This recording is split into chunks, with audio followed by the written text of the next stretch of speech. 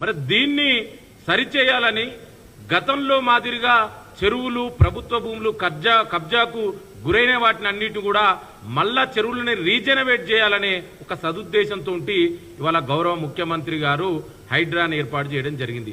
మరి దీని మీద కూడా కొంతమంది బీఆర్ఎస్ నాయకులు కావాలని అవాకులు చెవాకులు పేరుతున్నారు. మీ హయాంలోనే కదా ప్రభుత్వ భూములన్నీ కబ్జా గురైనాయి. స్వయంగా 10 ఏళ్లు మంత్రిగా చేసిన కేటీఆరే కదా చట్టాలని అతిక్రమించి జన్వాడలో ఫామ్ హౌస్ కట్టుకున్నది. ఇవాళ ప్రభుత్వం ఒక సదుద్దేశంతో ఎవరైతే పేదలు నిరుపేదలు మధ్యతరగతి వాళ్ళు ఉన్నారో డెఫినెట్ కూడా వాళ్ళని ఆదుకోవడానికి ఈ ప్రజాప్రభుత్వం సిద్ధంగా ఉన్నది. వాళ్ళని ఏ విధంగా కాంపెన్సేట్ చేయాలి, ఇంద్రమ్మ ఇల్లు డబుల్ బెడ్రూమ్లు ఇవ్వాలన్నా, దాంతో పాటు ఇంకా బెటర్ గా ఏ విధంగా చేస్తేనే మీకు చేతనైతే ఈ ప్రభుత్వానికి సలహాలు సూచనలు ఇవ్వండి. అంతే తప్ప అనవసరంగా ప్రజలని వాళ్ళని రెచ్చగొట్టి భావోద్వేగాలతో రాజకీయాలు చేయాలనుకుంటే తెలంగాణ ప్రజలు అన్ని గమనిస్తున్నారు. ఇవాళ బీజేపీకి బీఆర్ఎస్ పార్టీ తాకట్టు పెట్టడమే కాకుండా ఇవాళ తెలంగాణలోని ప్రజాప్రభుత్వ పాలనని ఇవాళ బీజేపీ కుట్రతోంటి ఇవాళ ఇద్దరు బీజేపీ బీఆర్ఎస్ కలిసి ఈ ప్రజాప్రభుత్వం మీద కుట్రలు చేస్తున్నారు. ఇవాళ అందుకే తెలంగాణ ప్రజలకు నేను ఈ వేదిక ద్వారా ఒకటే విజ్ఞప్తి చేస్తున్నా, దయచేసి బీజేపీ బీఆర్ఎస్ కేసీఆర్ ఆడుతున్న డ్రామాలను మీరు గమనించాలి. ఇది ప్రజాప్రభుత్వం. మీకు ఏ సమస్య ఉన్నా కూడా స్వయంగా నేరుగా మంత్రుల్ని ముఖ్యమంత్రిని కలుసుకొని మీ సమస్యని చెప్పుకోవచ్చు. ఈ ప్రభుత్వం మీ సమస్యని ఏదైనా ఉంటే తీర్చడానికి సిద్ధంగా ఉంది. ఎందుకంటే మనకు తెలుసు ఇవాళ మన ఖమ్మంలో వరదలు వస్తే ఏ విధంగా ఖమ్మం అతలాకుతలమైంది. మరి అదే గనక వర్షం హైదరాబాద్ లో వస్తే మరి హైదరాబాద్ యొక్క పరిస్థితి ఏంది? ఇవాళ ప్రపంచ వ్యాప్తంగా అందరూ కూడా ఇవాళ హైదరాబాద్ వైపు చూస్తున్నారు. ఇవాళ మెడికల్ హబ్, మెడికల్ టూరిజం, ఇవాళ ఐటీ, అదే విధంగా ఆర్టిఫిషియల్ ఇంటెలిజెన్స్ కూడా ఇవాళ హైదరాబాద్ వేదిక కాబోతుంది. మరి ఇట్లాంటి సందర్భంలో హైదరాబాద్ ని రక్షించుకోవాల్సిన అవసరం మన అందరికీ ఉంది. ఇవాళ చూడండి దేశవ్యాప్తంగా కూడా ఇవాళ పర్యావరణవేత్తలు సామాజికవేత్తలు అందరూ కూడా తెలంగాణ ప్రభుత్వం తీసుకున్న నిర్ణయాన్ని హర్షిస్తున్నారు. మిగతా రాష్ట్రాలలో కూడా ఇట్లాంటి వ్యవస్థని ఏర్పాటు చేయాలని డిమాండ్లు వస్తున్నాయి. ఎస్, మేము అంటున్నాం ఏదైనా సమస్యలుంటే పేదలు తెలిసో తెలియకో ఏదైనా కొనుక్కుంటే వాళ్లకు న్యాయం చేస్తాం. ఇది ప్రజాప్రభుత్వం గడిల పాలన లెక్క గతంలో కేసీఆర్ ఒక్కడే నిర్ణయాల లెక్క జరగదు. డెఫినెట్ కూడా ఈ ప్రభుత్వం ఆలోచిస్తుంది. దయచేసి ప్రజలని మాత్రం బీఆర్ఎస్ బీజేపీ నాయకులు రెచ్చగొట్టొద్దని మరొకసారి నేను విజ్ఞప్తి చేస్తున్నాను. Thank you. ఇప్పుడు రవల్ రెడ్డి గారు మాట్లాడుతున్నారు.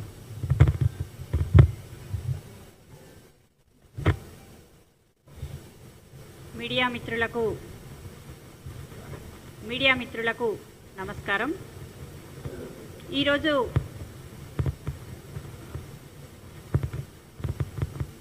బీఆర్ఎస్ భవన్లో హరీష్ రావు మరో డ్రామాకు తెరలేపిండు దొంగ కన్నీళ్లతోటి. మనం చూసాం తెలంగాణ ఉద్యమం అప్పుడు దొంగ ఉద్యమం పేరు ఎంతమంది అమాయక యువతను ఆత్మహత్యలు చేసుకునేలాగా ప్రేరేపించిండో చూసాం. హరీష్ రావు అంటేనే ఒక దొంగ నాటకానికి డైరెక్టర్ లాగా మనకు కనిపిస్తాడు. మనము 2016లో ఇదే కేసీఆర్ ప్రభుత్వం ఉన్నప్పుడు వరదలు వచ్చినప్పుడు వాళ్ళే మాట్లాడిండ్లు. అప్పుడు మున్సిపల్ శాఖ మంత్రి కేటీఆర్ మాట్లాడిండు, కేసీఆర్ మాట్లాడిండ్లు. అలా ఉన్న ప్రభుత్వంలో ఉన్న పెద్దలందరూ ఆ రోజు మాట్లాడిన మాటలు ఒకసారి గుర్తు చేసుకుందాం. అప్పుడే వాళ్ళు చెప్పిండ్రు హైదరాబాద్లో సుమారు 28,000 అక్రమ కట్టడాలున్నాయి, వాటిని గుర్తించాము, త్వరలోనే తొలగిస్తాము, హైదరాబాద్ను పరిరక్షిస్తాము, లేక్ ప్రొటెక్షన్ చేస్తామనే రీతిలో ఆ రోజు కేసీఆర్ మాట్లాడిండు, కేటీఆర్ మాట్లాడిండు, హరీష్ రావు మాట్లాడిండ్రు, అందరూ మాట్లాడిండ్రు. మరి ఇప్పుడు అదే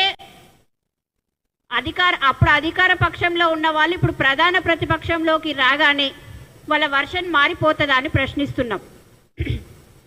ఈరోజు ఇంత ధైర్య సాహసమైన నిర్ణయాన్ని ఈరోజు మా ముఖ్యమంత్రి రేవంత్ రెడ్డి గారు తీసుకుంటే వాళ్ళకి ఎందుకు తప్పుగా అనిపిస్తుంది అంటున్నా.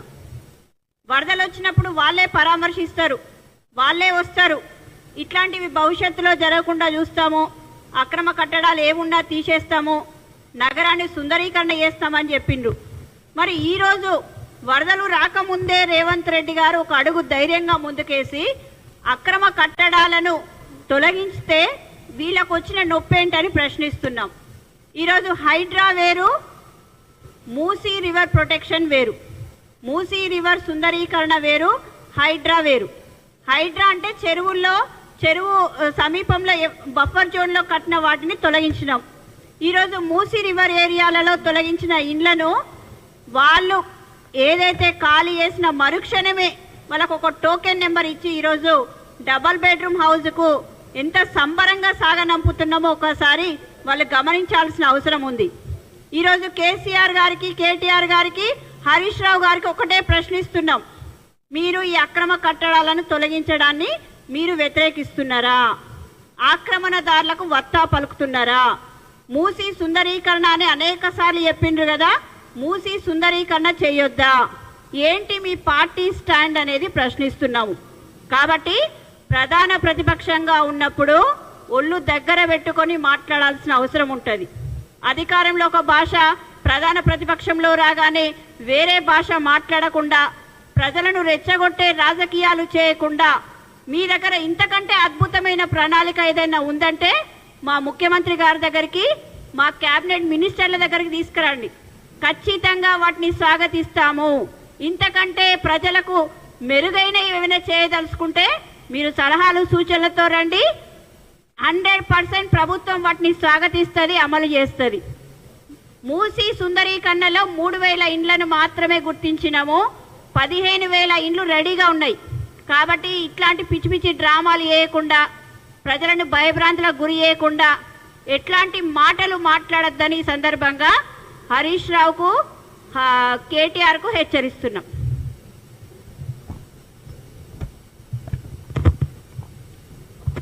పత్రికా విలేకరులందరికీ కూడా నమస్కారం తెలియజేస్తూ, నా తోటి స్పోక్స్మెన్ రవలి గారు, అదేవిధంగా ప్రొఫెసర్ వెంగయ్య యాదవ్ గారు, ఇక్కడ విచ్చేసిన మీ అందరికీ కూడా పేరు పేరు నమస్కారం తెలియజేస్తున్నాను. అతి ముఖ్యంగా ఈరోజు హైడ్రా అనేది ఒక చర్చలో భాగం అయిపోయింది. ఈరోజు ప్రతి ఇంట్లో హైడ్రా అనేది ఒక చర్చ జరుగుతుంది. మా బాబు 11th క్లాస్ చదువుతున్నాడు. ఈరోజు నేను ఏమంటున్నా అంటే, ఈరోజు వరకు ఎప్పుడు కూడా ఎఫ్టీఎల్ అంటే ఏందో, బఫర్ అంటే ఏందో ఎవరు కూడా తెలియదు. చాలా మటుకు ప్రజానికానికి ఎఫ్టీఎల్ అంటే ఏంది, బఫర్ అంటే ఏందని తెలియదు. మా బాబు ఇంటర్మీడియట్ చదువుతున్నాడు. మొన్న గూగుల్ చేస్తుండే ఆయన ఇంట్లో, బఫర్ అంటే ఏంది, బఫర్ అంటే ఏంది, ఎఫ్టీఎల్ అంటే అని గూగుల్ చేస్తుంటే నేను చూసిన. లేదు నాన్న, జనరల్ చర్చ జరుగుతుంది కదా, జస్ట్ అవేర్నెస్ కోసమే చూసుకుంటున్నా అని చెప్పినాడు. అంటే నేను ఏమంటున్నా అంటే, ఈ హైదరాబాద్ నగరం అనుకునేది ఏదో నా కోసం నీ కోసమే వెలిచింది కాదు. ఇది ఒక కాస్మోపాలిటన్ సిటీ. దీని స్టాండర్డ్స్ మెయింటైన్ చేయాలి. First of all Harish Rao ముసలి కన్నీళ్ళు గారుస్తున్నాడు. ఏం హరీష్ రావు, 10 సంవత్సరాల నుంచి నువ్వు నీ మామ కాదా చెరువులకు మంత్రి? మందుడు రా ఇట్లా. ఈ 10 సంవత్సరాలు హరీష్ రావే కదా చెరువులకు మంత్రి ఉన్నాడు. ఈ 10 సంవత్సరాల నుంచి హరీష్ రావు మీ మామ చెప్పినట్టు గిట్లా గాడిద పనులు గిట్లా తోముతున్నాడా అని అడుగుతున్నా నేను. ఎందుకు మీటింగ్లల్లా, ఇరిగేషన్ మీటింగ్లు జరిగినప్పుడు పర్టికులర్ చెరువు విస్తీర్ణం ఎందుకు తగ్గిపోయిందని హరీష్ రావు ఏ రోజు అధికారిని ఎందుకు ప్రశ్నించలేదు? ఈ దౌర్భాగ్య పరిస్థితులు ఈ రోజు చెరువులలోకి వచ్చి కట్టుకొని చెరువులకు నీళ్లు పోకుండా చేసింది ఎవరు? నువ్వు నీ బామ్మర్ది కాదా చెప్పండి. మున్సిపల్ మినిస్టర్గా మీ బామ్మర్ది పర్మిషన్లు ఇస్తాడు, ఈతల ఇరిగేషన్ మినిస్టర్ చెరువులు ఆక్రమించేస్తున్నావు. ఈ ఇద్దరు బాధ్యులే కదా. ఒక సైడు మీ మామనేమో అన్ని దినాలు ఇరిగేషన్ మినిస్టర్ చేసిండు, ఆ తర్వాత నువ్వు ఇరిగేషన్ మినిస్టర్ చేసినావు. నీకు తోడుగా నీ బామ్మర్దిని ఏ మినిస్టర్ అయినా మున్సిపల్ మినిస్టర్ చేసినావు. మరి జీవోలు పాస్ చేసిన జీవోలు ఎక్కడ పోయినాయి? ఎందుకు ఆ జీవోల ప్రకారము పర్మిషన్లు ఇష్యూ చేసినప్పుడు బఫర్లో ఉందా, రివర్ బెడ్లో ఉందా, ఎఫ్టీఎల్లో ఉందా అనేది ఎందుకు మీరు చూసుకోలేదు ప్రాపర్గా? ఈ నిన్ను మీ బామ్మర్దిని మినిమం ప్రాసిక్యూషన్ జరగాల్సిన అవసరం ఉన్నది. మీ ఇద్దరిని ప్రాసిక్యూషన్ చేయాలి ఈరోజు. వేరే ఎవరు బాధ్యులు కాదు దీంట్లకు. ఆఫీసర్లు అని చెప్తున్నారు, అది నెక్స్ట్ స్టేజ్లో వస్తుందేమో. కానీ as on date Harish Rao is the prime responsible and Harish Rao should be definitely prosecuted. నేను ఎందుకు చెప్తున్నట్టు ఒక్కసారి ఆలోచన చెయ్యిరి. ఒక మంత్రి ప్రతి మినిస్టరు మీటింగ్ చేసేటప్పుడు మన చెరువులు ఎన్ని ఉన్నాయి, చెరువుల విస్తీర్ణం ఎంత ఉంది అని మేము ఒక లోకల్గా ఒక కార్పొరేటర్గా ఒక 100 ఫీట్ల రోడ్ వేస్తే మిగతా 20 ఫీట్ల రోడ్ ఎందుకు వేయలేదు అని మేము అడుగుతాం. ఒక ఇరిగేషన్ మినిస్టర్గా 10 సంవత్సరాలు నువ్వు నీ మామ ఉన్నారు. అప్పుడు మీరు మీటింగ్ పెట్టినప్పుడు పలానా చెరువు విస్తీర్ణం ఏది, పలానా గండిపేట విస్తీర్ణం ఎంత, పలానా హుస్సేన్ సాగర్ విస్తీర్ణం ఎంత, పలానా దుర్గం చెరువు విస్తీర్ణం ఎంత, పలానా సున్నం చెరువు విస్తీర్ణం ఎంత, ఆ రోజు ఎంత విస్తీర్ణం ఉండే, ఈ రోజు ఎంత విస్తీర్ణం ఉంది అనే విషయం మీద నువ్వు ఎందుకు చర్చ చేయలేదు మీ అధికారులతోటి? గత 10 సంవత్సరాలుగా జరిగిన ఇల్లులు కావాయి కొట్టినాయి అన్ని కూడా. ఇప్పుడు కొడుతున్న అన్ని ఇల్లులు ఒక్కసారి మీరు గమనించండి, ఏది కూడా పాత ఇల్లులు ఉండవు, ఒక్కటి కూడా పాత ఇల్లులు ఉండవు. వీళ్ళు కథలు చెప్తున్నారు, ముసలి కన్నీళ్ళు గారుస్తుండే ఆయన. హరీష్ రావు గుణం మీ అందరికీ తెలుసు. ప్రజానికం ఆయన ట్రాప్ లో పడొద్దు. హరీష్ రావుని గుర్తుపెట్టుకోండి. ఆయన వైట్ పెట్రోల్ ఉంటుంది, డీజిల్ ఉంటుంది, పెట్రోల్ ఉంటుంది, కిరసనాయిల్ ఉంటుంది, ఒక అగ్గిపెట్టే తప్ప. ఆ రోజు ఇట్లనే ప్రొవోకేట్ చేసిండు, ఇట్లనే కన్నీళ్లు గార్చిండు, ఇట్లనే స్టేజ్ మీద డ్రామాలు చేసిండు. వందలాది పిల్లలు తెలంగాణ కోసం, వందలాది పిల్లల పానాలు బలిగొన్నది హరీష్ రావు కాదా? ఒక్కసారి ప్రజానికం ఆలోచన చెయ్యాలి. ఈ రోజు అదే పరిస్థితి తీసుకొస్తాడు హరీష్ రావు, గుర్తుపెట్టుకోండి. మిమ్మల్ని ప్రొవోకేట్ చేస్తాడు, మీ పిల్లలకు దూరం అయ్యే పరిస్థితి రావద్దు. ఈ రోజు ఈ ప్రభుత్వం రేవంత్ రెడ్డి గారి నాయకత్వంలో ఖచ్చితంగా ప్రతి ఒక్కరికి న్యాయం జరుగుతుంది, ఎవ్వరికి ఇబ్బంది జరగదు. ఇది టైం టేకింగ్ ప్రాసెస్, మీరు ఎవ్వరు భయపడాల్సిన అవసరం లేదు. మూసీ పరివాహక ప్రాంతం అనుకోండి, అదేవిధంగా రివర్ బెడ్ మీద ఇల్లులు, రివర్ బెడ్ దగ్గర ఉన్న కొన్ని కమర్షియల్ కాంప్లెక్స్లు, ఇవన్నీ కూడా మినిమం కూల్చాల్సిన అవసరం ఉన్నది. ఎందుకో మీరు ఆలోచన చెయ్యిరి. మీరందరూ కూడా పత్రికా విలేకరులు అదేవిధంగా ప్రజానికాన్ని కోరుతున్నా, మీరు ఒక సేఫ్ హైదరాబాద్ కోరుకుంటురా లేదా, ఫ్లడ్ ఫ్రీ హైదరాబాద్ కోరుకుంటురా లేదా? మీరు సాయంత్రం కాగానే వర్షం పడుతుంటే వర్ష సూచన చెప్పంగానే ఆఫీసులకు లీవ్ పెట్టి ఇంటికి వెళ్ళిపోతున్నారు. ఈ దౌర్భాగ్య పరిస్థితి రావడానికి కారణం టీఆర్ఎస్ పార్టీ, దాంట్లో ఉన్న మంత్రివర్గులు ఇద్దరు మెయిన్ కారణం. హరీష్ రావు, కేటీఆర్ కాదా? ఒక్కసారి ఆలోచన చెయ్యిరి. నిజంగా మీరు ఆ రోజే ఇవన్నీ కాపాడి ఉంటే ఈ రోజు మా హైదరాబాద్ సేఫ్ ఉండే కదా. ఈ హైదరాబాదు ఒక వాయినాడు కావద్దంటే, ఒక ఉత్తరాఖండ్ కావద్దంటే రేవంత్ రెడ్డి గారు తీసుకున్న డెసిషన్ ని మనందరం సమర్థించాల్సిన అవసరం ఉంది. Yes, we are with the poor. మా గవర్నమెంటే పూర్ పీపుల్ గవర్నమెంట్. మేము వాళ్ళని కాపాడుకుంటాం. ఇప్పుడు జరుగుతున్న ఇబ్బంది ఏమైనా అధిగమిస్తాం, వాళ్ళ కోసం ఒక ప్రణాళిక ఏర్పాటు చేసుకుంటాం. మా రేవంత్ రెడ్డి గారు అన్నిటి మీద చర్చ జరుపుతున్నారు. ఇలాంటి చర్చలన్నీ జరిగిన తర్వాత ఒక ఖచ్చితమైన నిర్ణయానికి గవర్నమెంట్ వస్తుంది. మీరు అనుకుంటున్నారేమో ఈరోజు మేము రెచ్చగొడతాం, రెచ్చిపోతారు, పబ్లిక్ తిరగబడతారు అని మీరు ఆలోచిస్తున్నారేమో. మీ మీద తిరగబడ్డారు, 8 నెలలు కాలే. ఈ రెచ్చగొట్టే మాటలతోనే రెచ్చగొట్టిరు మీరు గుర్తుపెట్టుకోండి. హరీష్ రావు, ఎస్పెషల్ గా హరీష్ రావు, డెఫినెట్లీ నీ మీద ఒక పిల్ పబ్లిక్ ఇంట్రెస్ట్ లిటిగేషన్ వేయాల్సిన అవసరం ఉన్నది. నువ్వే ప్రధాన బాధ్యుడు. ఎవరంటే ఈ రోజు చెరువుల విధ్వంసానికి ప్రధాన బాధ్యత వహించాల్సింది మిస్టర్ హరీష్ రావు అండ్ కేటీఆర్. నువ్వు చెరువులు కబ్జా చేయనిస్తావు, ఈ నిధులకెళ్ళి పర్మిషన్లు ఇస్తాడు. ఎట్లకెళ్ళి ఇచ్చినవయా పర్మిషన్లు? ఎందుకు ఇచ్చినావు చెరువుల పర్మిషన్లు? అదే విధంగా నేను బ్యాంకర్స్ కి చెప్తున్నా, ఎందుకు మీరు చూసుకోలేదు? ఆ రోజు బ్యాంకర్స్ లోన్ ఇచ్చేటప్పుడు ఎందుకు మీరు బఫర్లు ఉందా, ఎఫ్టీఎల్ ఉందా, రివర్ బెడ్ లో ఉందా అని ఎందుకు చూసుకోలేదు? ఒకసారి ఆలోచన చేయాలి. బ్యాంకర్లు అందరికి చెప్తున్నా, ఏదన్నా ఇల్లు నిజంగా కోల్పోయిన వాళ్ళు ఉంటే మీరే బాధ్యత వహించాలి. ఖచ్చితంగా బ్యాంకర్దే బాధ్యత. మీరు ఎందుకు ఆ రోజు చూసుకోలేదు? ఇల్లుకు లోన్ ఇచ్చేటప్పుడు ఆయన ఇన్కమ్ చూసినప్పుడు, లీగల్ పొజిషన్లు ఉన్నప్పుడు ఆ లీగాలిటీ ప్రకారం ఎఫ్టీఎల్ ఉందా, బఫర్లు ఉందా చూసుకోవాల్సిన బాధ్యత బ్యాంకర్కి లేదా అని అడుగుతున్నా. నిజంగా ఆ రోజు బ్యాంకు లోన్ రాకపోతే నాలాంటి దాంట్లో ఇల్లు కొనకుండే కదా. ఎందుకు ఇవన్నీ మీరు గమనించలేదు? నేను అదే విధంగా కేటీఆర్ ని మరొక క్వశ్చన్ అడుగుతున్నా. ఇంత పొడుగు అంత పొడుగు ఇంగ్లీష్ లో అంటావు, మరి నువ్వు ఇంగ్లీష్ లో తీసిన జీవోనే ఎందుకు ఆ జీవో ఇంప్లిమెంటేషన్ లో ప్రాబ్లం ఉంది? ఎందుకు ఆ జీవో ప్రకారం నువ్వు ఎఫ్టీఎల్ లో పర్మిషన్ ఎట్లు ఇచ్చినావు, రివర్ బెడ్ మీద ఎట్లు ఇచ్చినావు, బఫర్లు ఎట్లు ఇచ్చినావు? ఇవన్నీ అడుగుతుంటే మీకు కోపాలు వస్తున్నాయి, రివర్స్ గా మా మీద మాట్లాడుతున్నారు. మీరు చేసిన అన్యాయమే కదా గత 10 సంవత్సరాల నుంచి. వెరీ సూన్ నేను పత్రికా విలేకరులు అందరూ కూడా చెప్తున్నా, ప్రజానికానికి చెప్తున్నా, ఇంకొక 10 రోజుల్లో ఇదే గాంధీ భవన్ లో హరీష్ రావు ఆడుతున్న డ్రామా పైన, హరీష్ రావు చేసిన చెరువుల విధ్వంసం పైన ఇక్కడ ఒక ఏమంటారు ఎగ్జిబిషన్ పెట్టబోతున్నాము. గాంధీ భవన్ సాక్షిగా ఎగ్జిబిషన్ ఉంటుంది, మీరు అందరు చూడాలి.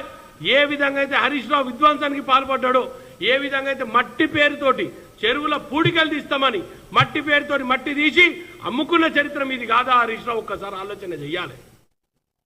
ఒక్కసారి నువ్వు ఆలోచన చెయ్యాలి. నువ్వు మాట్లాడుతున్నావు, ఈరోజు ముసలి కన్నీళ్ళు గారుస్తున్నావు. ఈ కన్నీళ్ళన్నీ కూడా ఎంతో మంది జీవితాలను పాడు చేసినావు హరీష్ రావు. నువ్వు 1200 మంది తెలంగాణ కోసం బలిగొన్నారు. నేను ఒకటే చెప్తున్నా హరీష్ రావు, అన్నెసరీ ప్రొవోకేట్ చేయకు. అమాయకులు ఉంటారు పబ్లిక్, వాళ్ళని మోసపూరితమైన నీ ముసలి కన్నీళ్లతోటి వాళ్ళ జీవితాలతో ఆడుకోక హరీష్ రావు. ఎందుకంటే మంచి చేద్దాం, ప్రతిపక్షానికి కూడా బాధ్యత ఉంది. డాక్టర్ బాబాసాహెబ్ అంబేద్కర్ చెప్పిండు, ప్రధాన పొజిషన్ పార్టీకి ఎంతైతే అధికారం 40% అధికారం ఉంటే 60% ప్రతిపక్షానికి తప్పు జరిగినప్పుడు వెలికి తీయాలి. ప్రతిపక్షం పాలక పక్షానికి మినిమం రెస్పాన్సిబిలిటీస్ చెప్పాలి. మీరు కన్స్ట్రక్టివ్ గా మాకు చెప్పాల్సింది ఏమని ఉంటే క్రిటిసిజంలో కన్స్ట్రక్టివ్ క్రిటిసిజం చేయండి. ఏందబ్బా పొద్దున్నే రేవంత్ రెడ్డిని, పిల్లలని, భార్యని, తల్లిని ఇంత దారుణమైననా? పేడ్ మీడియా తయారైపోయింది కొంతమంది సోషల్ మీడియా వ్యక్తులు. నేను ముందే చెప్తున్నా బ్రదర్, ఇది మంచిది కాదు. మీరు 2000 ఇస్తామని ఫోన్ వీడియో పెడతా, నేను వీడియో చూపిస్తా. 2000 ఇస్తాము రేవంత్ రెడ్డిని తిట్టుర్రంట, 5000 ఇస్తాము ఇంకో మాట, ఓ బూతు మాట మాట్లాడుర్రి. ఇదా మీరు నేర్పాల్సిన సొసైటీకి? నిన్నగాక మొన్న ఒక విచిత్రమైన సంఘటన, 11 రోజుల కిందనే ఆ ఇల్లు ఇవాక్యువేట్ చేసిరు. ఆ ఇవాక్యువేట్ చేసిన ఇళ్ళ పప్పు ఎక్కడికి వెళ్ళొచ్చే, ఉప్పు ఎక్కడికి వెళ్ళొచ్చే, బియ్యం ఎక్కడికి వెళ్ళొచ్చే, గ్యాస్ నూనె ఎక్కడికి వెళ్ళొచ్చే, సిలిండర్ ఎక్కడికి వెళ్ళొచ్చే, ఇన్ని బట్టలు పెట్టి దాన్ని ఒక వీడియో తీసి పబ్లిక్ ని భ్రమలో పెడుతున్నది మీ పార్టీ కాదా? ఒక్కసారి ఆలోచన చెయ్యిరి. నేను అదే విధంగా ఈటల రాజేందర్ కూడా చెప్తున్నా, 7 సంవత్సరాల అధికారంలోకి ఉన్నావు, ఏం చేసినావు ఈటల రాజేందర్? ఈ రోజు మాట్లాడుతున్నావు, ఈ రోజు పేదలకు అన్యాయం జరుగుతుంది అన్నావు. అదే పేదలు అదే చెర్లలో ఇల్లు కట్టుకున్న రోజు నువ్వు ఆపి ఉంటే ఈ పరిస్థితి వచ్చేది కాదు కదా. ఈ హైదరాబాద్ నీట్గా ఉండేది కదా. ఈ హైదరాబాద్ డెకోరం కాపాడుకోవాల్సిన అవసరం ఉన్నది. ఈ హైదరాబాద్ ఇమేజ్ కాపాల్సిన అవసరం ఉన్నది.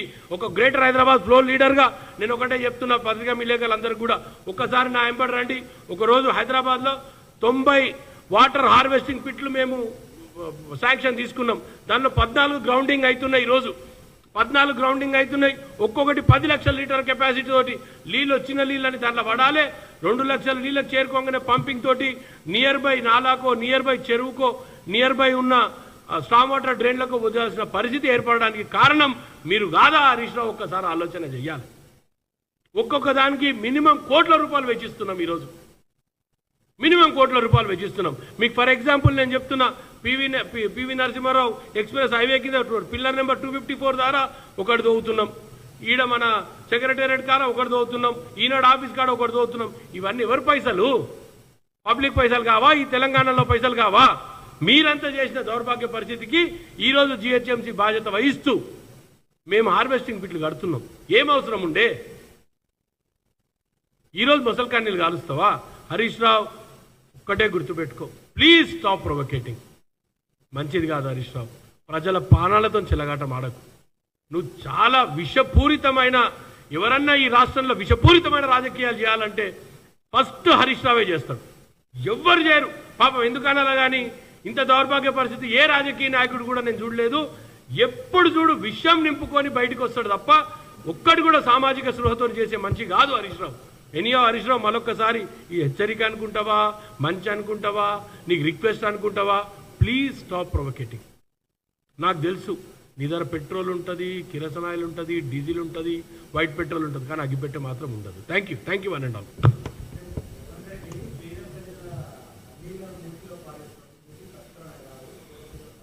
ఇప్పుడు ప్రతాప్ గారిని ఒకటి అడుగుతానండి. ఆ రోజు అదే కేటీఆర్ మూసి ప్రక్షాళన చేస్తున్న రోజేమో పేదల కళ్ళకి వెళ్ళి నీళ్ళు రావు, బంగారం వస్తుందా? ఎట్లా మాట్లాడతాడండి ఆయన? ఆ రోజు ఎట్లా చేస్తారండి ప్రక్షాళన? మూసీ రివర్ బెడ్ ఎంత ఉంది, మూసీ రివర్ బెడ్కి మనకు కావాల్సిన సదుపాయాలు ఏంది, మూసీ రేపు డెవలప్ చేయడానికి మనకు అవసరం ఉన్న ల్యాండ్ ఎంత, ఇదంతా కూడా ఎక్సైజ్ చేయాలి కదా ప్రతాప్ గారు. వీఆర్ నాట్ ఎవాక్యుయేటింగ్ డైరెక్ట్లీ కదా.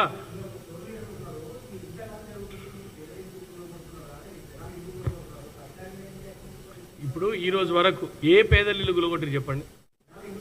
లేదు, ఒక్కటి మేమేమంటున్నాము, ఈ మేమేమంటున్నాము, ఇవన్నిటికీ కూడా తొందరనే సమాధానం వస్తుంది. దానిపైన ఎక్సర్సైజ్ చేస్తున్నారు. వాట్ రియల్లీ హ్యాపెండ్ అనే దాని మీద ఎక్సర్సైజ్ జరుగుతున్నది. నేను ఒకటి చెప్తా ప్రతాప్ గారు, 100% ప్రతి ఒక్కరు కూడా న్యాయం జరుగుతుంది. నేను ఒక్కటే గుర్తుపెట్టుకోండి, ఈరోజున్న హైదరాబాద్ పరిస్థితిని మీరు అందరు కూడా చూస్తున్నారు కదా.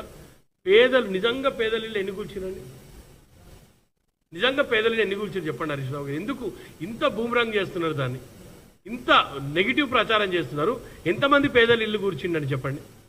మొన్న సున్నం చెరువు ద్వారా ఇన్సిడెంట్ అయితే ఇప్పుడే చెప్తే కదా, తెచ్చిపెట్టిన బియ్యాన్ని తెచ్చిపెట్టిన పప్పును చూపించి ఆమెను ఎవాక్యుయేట్ చేసి డేస్ అయింది అప్పటికి. ఇట్లా ఇంత దారుణమైన పరిస్థితులు క్రియేట్ చేస్తే ఒక్కటైనా నిజం మాట్లాడతారండి కేటీఆర్ గారు? చెప్పండి, ఎన్ని అబద్ధాలండి. మొన్న ఈజీ ఆఫ్ డూయింగ్ బిజినెస్ మీద ఆ రోజు అబద్ధం చెప్పే, నిన్నగాక మొన్న చచ్చిపోయిందని వాళ్ళ సోషల్ మీడియాలో పోస్ట్ చేసి మళ్ళీ డిలీట్ చేసిరు. అట్లా అబద్ధం చెప్పబట్టి ఎన్ని అబద్ధాలు ఆడతారు ప్రతాప్ గారు వాళ్ళు? చెప్పండి. So this is unfair. నేను ఒకటే చేస్తున్నానండి, ఈ నెగిటివ్ ప్రచారాన్ని ప్రచురించేస్తున్నారు. మీరందరూ కూడా ఆలోచన చేయరి. మా తప్పు ఉంటే 100% తప్పని చెప్పండి. మాకు కూడా సజెషన్స్ ఇవ్వండి, ఏ విధంగా దీన్ని ముందుకు తీసుకుపోవాలో చెప్పండి. మేము కూడా మా ముఖ్యమంత్రి గారికి చెప్తాం, మా పార్టీలో కూడా డిస్కషన్ చేస్తాం. What happening actually in Hyderabad మేము డిస్కషన్ చేస్తాం. అట్లేమి విడిచిపెట్టే పరిస్థితి ఉండదు. పార్టీ లైన్ వచ్చినప్పుడు 100% సీఎం గారి దగ్గర కూర్చుంటాం. మేము అందరం కూడా కూర్చొని చర్చించుకుంటాం. ఒక డెసిషన్ తీసుకున్న టైం వస్తే తీసుకుంటాం.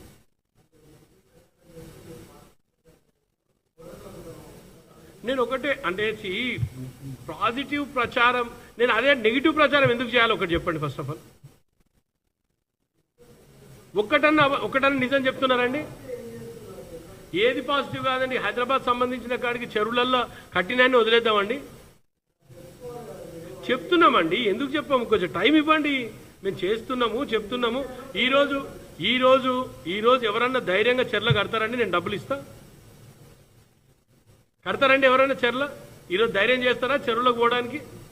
ఈ వాయినాడ్ అండి, నేను చూసి వచ్చిన బ్రదర్, నేను ఒక్క నిమిషము వాయినాడ్ నేను పోయి వచ్చిన పర్సనల్గా. నేను మల్లురావి గారు వాయినాడికి పోయినాం.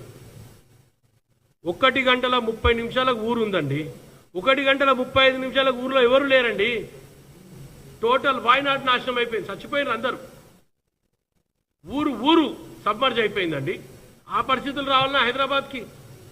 Hyderabad is a beautiful city with lakes and rocks అండి. ఎక్కడున్నాయి లేక్స్ ఈరోజు హైదరాబాద్లో? ఇంత దారుణమైన పరిస్థితిని హైదరాబాద్ తీసుకొని వచ్చి ఇంకా ఎదుటోని మీద నెపం మోపుతామంటే తప్పిదం మీరు చేసినారు. సరిదిద్దుతున్నాం. సరిదిద్దే దాంట్లో కొంచెం మాకు దాంట్లో దీంట్లో ఇబ్బందులు జరుగుతాయి, జరగవడానికి ఏం లేదు. అన్ని అబద్ధాలు ప్రచురణ చేసుకుంటూ పోతున్నారు. ఎస్, వెరీ షూర్ అన్నట్టు వీల్ కమ్అట్ విత్ ఏ పాజిటివ్ ప్రచారం. మీరు చూస్తారు, పాజిటివ్గానే ఉంటుంది గవర్నమెంట్ కూడా. ఎక్కడైతే పేదలు ఉన్నారో వాళ్ళకి ఎవరికి ఇబ్బంది కానివ్వం. ఖచ్చితంగా వాళ్ళని ఆదుకునే పరిస్థితి వస్తుంది. దాని మీద గవర్నమెంట్ ఒక డెసిషన్ తీసుకుంటుంది.